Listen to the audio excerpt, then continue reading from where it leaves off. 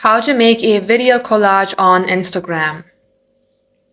Hey guys, welcome back to our YouTube channel. Without any further delay, let us get started.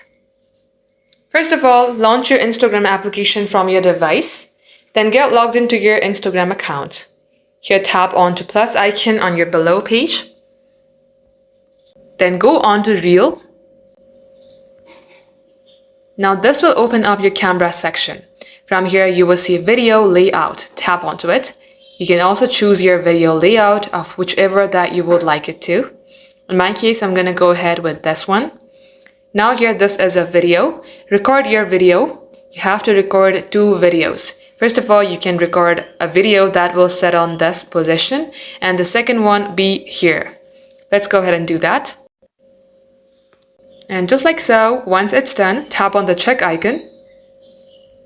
Tap on next, then tap on next again. And just like so, this is how you can make a video collage on your Instagram. Type in the caption. Once done, tap on the share here. Just like so, this is how you can do the same as well.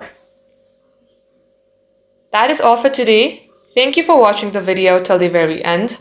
If it had helped you in any ways, then don't forget to like and subscribe.